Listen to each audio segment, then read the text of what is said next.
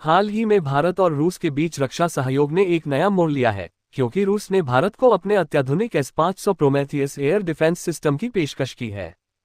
ये खबर हिंदी न्यूज चैनलों और अखबारों में सुर्खियां बटोर रही है, क्योंकि S-500 को S-400 का उन्नत संस्करण माना जा रहा है, जो पहले से ही भारत की वायु रक्षा का मजबूत स्तंभ है।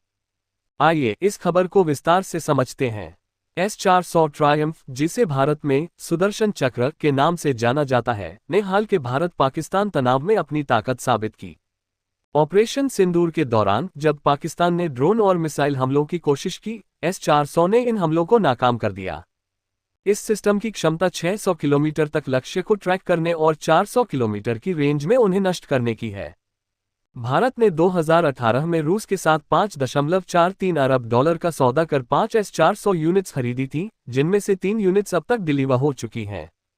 लेकिन अब रूस ने भारत को S-500 की पेशकश की है, जो और भी घातक और उन्नत है। S-500 प्रोमेथियस को रूस का अगली पीढ़ी का एयर डिफेंस सिस्टम कहा जा रहा है।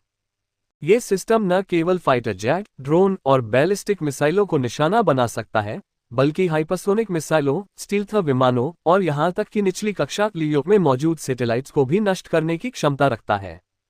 S-500 में 7-7N6N और 7-7N6N1 मिसाइलें हैं, जो इसे बहुस्तरीय सुरक्षा प्रदान करती हैं।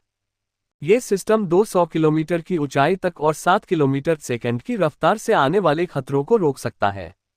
यह S-400 से कहीं अधिक उन्नत है और इसे अमेरिकी F-35 जैसे स्टील्थ जेट्स के लिए भी खतरा माना जा रहा है। रूस ने न केवल S-500 की आपूर्ति की पेशकश की है, बल्कि भारत के साथ इसके संयुक्त उत्पादन जॉइंट प्रोडक्शन का प्रस्ताव भी दिया है। ये भारत के मेक इन इंडिया अभियान के लिए एक बड़ा कदम हो सकता है। अगर यह सौदा होता है, तो भारत न केवल अपनी वायु रक्षा को और मजबूत करेगा, बल्कि रक्षा उत्पादन में भी आत्मनिर्भरता की दिशा में एक बड़ा कदम उठाएगा। रूसी उप प्रधानमंत्री यूरी बोरिसोव ने भारत को S-500 का पहला निर्यात ग्राहक बताया है, जो दोनों देशों के बीच गहरे रक्षा संबंधों को दर्शाता है। हालांकि ये सौदा आसान नहीं होगा। 2018 में S-400 की खरीद के दौरान अमेरिका ने भारत पर CAATS countering America S adversaries through sanctions act के तहत प्रतिबंधों की धमकी दी थी। लेकिन भारत ने तब अमेरिकी दबाव को नजरअंदाज कर रूस के साथ सौदा किया था। अब S-500 के लिए भी भारत को ऐसी ही कूटनीतिक चुनौतियों का सामना करना पड़ सकता है।